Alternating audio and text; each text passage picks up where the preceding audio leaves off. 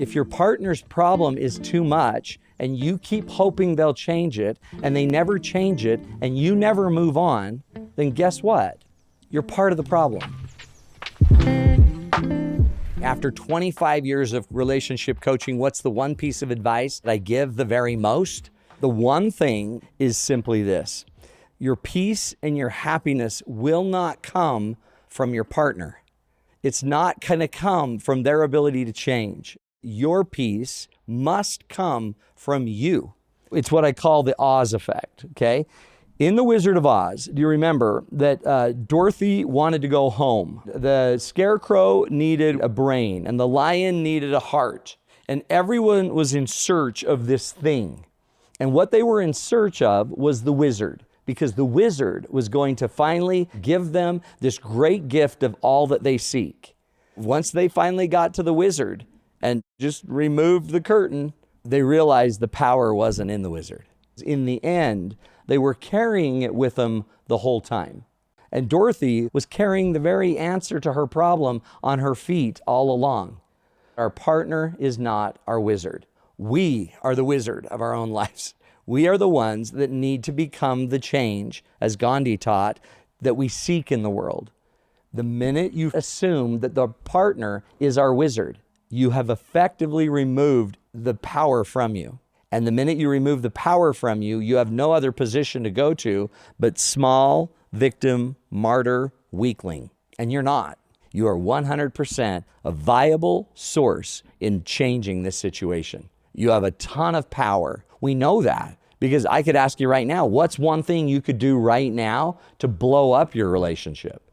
Can you all think of it? I can think of 10 things. So if we have the power to blow it up, we have the power to do something different with it. Almost anytime I'll have couples come in and sit with me, I'll have both of them saying the same thing. You never listen to me. You have all the power, and I'll just say, I have no power. Everything I do is wrong. I hear that every day, and I hear it from both partners. Everyone is reacting to each other, and nobody's owning what part of the problem that they are actually not delivering. So whenever I'm working with them, I very specifically say, okay, stop for a second. Before we start beating each other up, I want to know specifically what you both know you contributed to this problem. Be very specific. And they look at me like, I do not know what you're talking about because I'm just a victim here. You're not. She was just saying, John, that you didn't come on time and that made us late for this thing and that made us late for that thing. And you have a little ADHD. You don't know when time is up. Is that a problem you should fix? Well, yeah, I've been trying to. How long have you been trying, John? About 4 years. Okay, let's work on that. And you were predicting you wouldn't be on time, yet you waited? Why would we wait for somebody that hasn't been on time ever? And you're surprised? So what part of the problem are you? Well, I shouldn't be surprised. Yeah, well, why were you?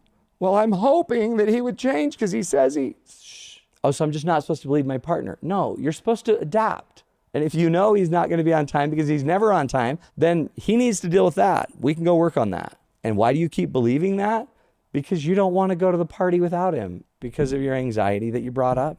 Well, yeah, I want him to be there. Okay, then notice what we're bringing to the party is your anxiety and your ADHD. And we keep relying on each other to be the answer to that. But you can't be the answer to his ADHD and you can't be the answer to her anxiety. Let's have a really strong caveat here. You're not responsible to fix your partner's problem. You're responsible to do 100% of the work to manage your emotion about it, your ability to love and connect regardless, or your ability to get strong enough to make the change to move on if it's too much. If your partner's problem is too much and you keep hoping they'll change it and they never change it and you never move on, then guess what? You're part of the problem. This isn't victim shaming.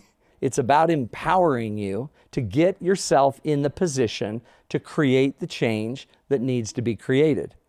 So instead of complaining where I have no power, which is on their behavior, I'm going to focus on my behavior, my response, my clarity. And again, I don't need you to go do bravado and fake that you're all strong. What I'd love you to do is get strong.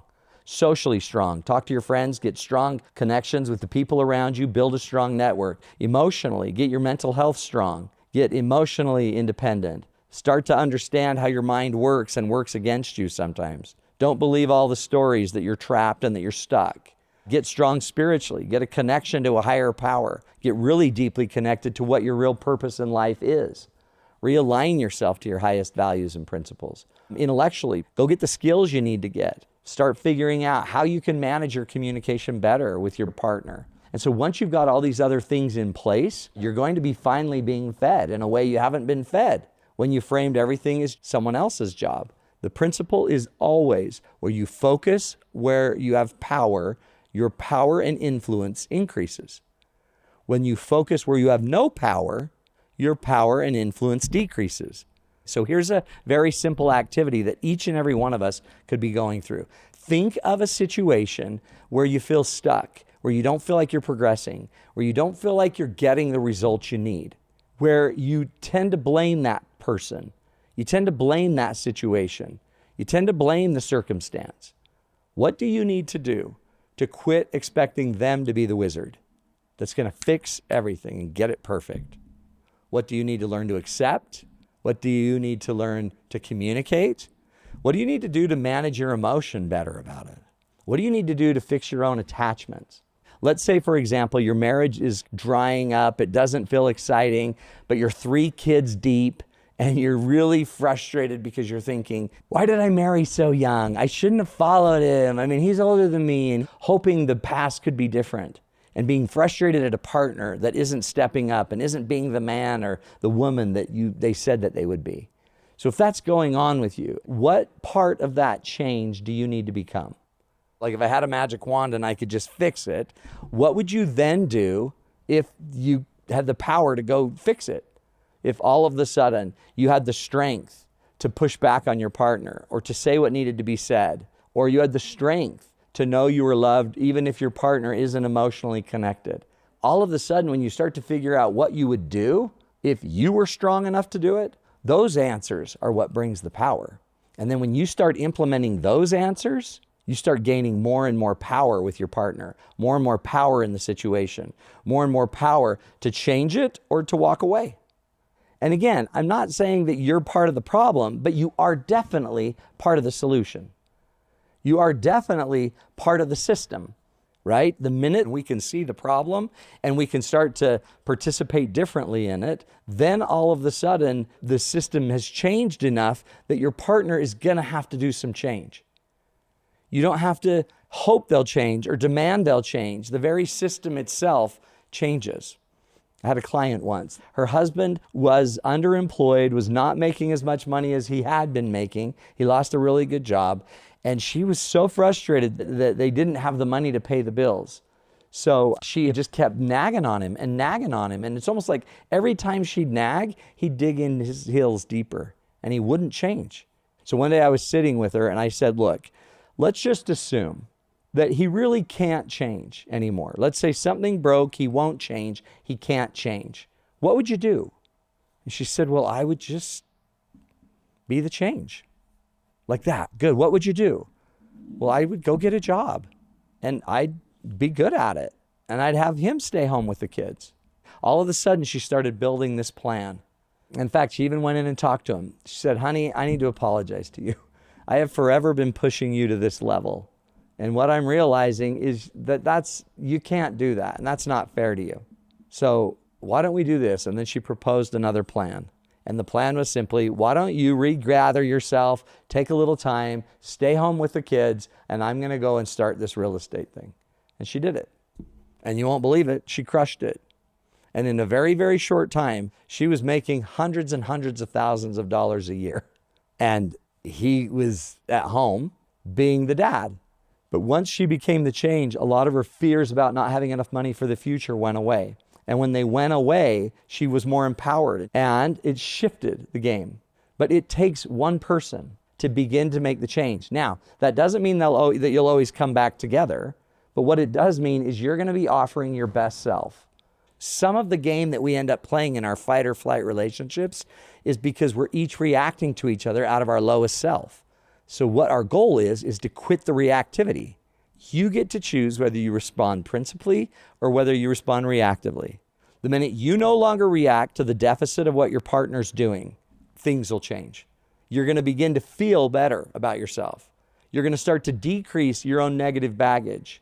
We all have in our partners somebody that can't deliver on one part of what you desperately want. Every one of us has that person because it's never been meant that one person would deliver on all of our needs. It's impossible. You might have the most amazing, perfect, wonderful, money-making, awesome, strong, fun father, dynamic, all of these things, but man, he can't keep his bathroom clean. Now, most of you aren't hung up on something that simple. We're hung up on bigger things, right? He's no longer believes what I believe in religious settings. He no longer seems to care. He's more into his phone than he is me. She's more into her friends than she is me. Those are the things that start to hurt us. Once you start to become that independent, strong person, living your beliefs and your values, you then have power to see it more clearly.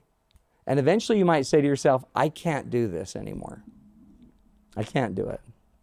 And I've seen that end a marriage, but they're not ending it reactively.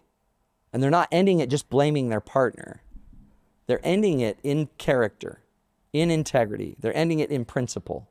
Mel Robbins had this statement on a podcast she was talking about that the more you let people be who they are, the better your relationship will be. One of the number one things we all can get better at is accepting our partner for who they are. A lot of us have this illusion of who they are, and it's generally who we want them to be. It's this ideal, but as soon as you get accepting just they're real, the relationship usually goes better because you're not always framing everything they do as a deficit. So instead of just hoping they'll keep picking up their game, one of the powerful things, and again, I know your mind won't want to hear this, no one's does, is just to accept what they are. And when you just accept, they're not going to be a huge moneymaker, but they're an awesome dad, or they're an awesome friend, and you start to just get really good at what they are good at, then you can use all your other skills and abilities to become the change that you're looking for, that you need. In the end, it's not your partner you're frustrated with. I'm frustrated with myself because I'm becoming someone I don't like, right? That's that quote that Stephen Covey used all the time that said, it's not the snake that bites you that kills you. It's chasing the snake that drives the venom to the heart. When we've been bit by the snake, we become somebody we're not. So now I'm negative, I'm hateful, I'm avoidant, I'm finding every negative interpretation of my partner. The minute I'm becoming that starts to tip us over. And there's so much power the minute you go back to yourself and say, I'm no longer going to be becoming someone I'm not.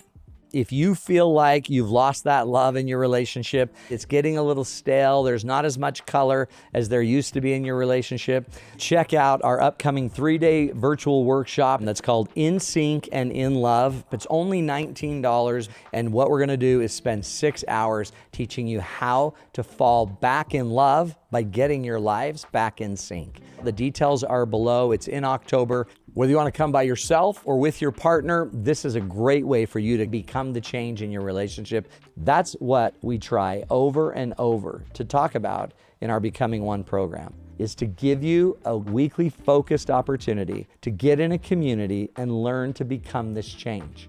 And slowly but surely become the best you that you can become. So good to be with you guys. Join us again next week. More ideas, more tools to help you become one in your most important relationships.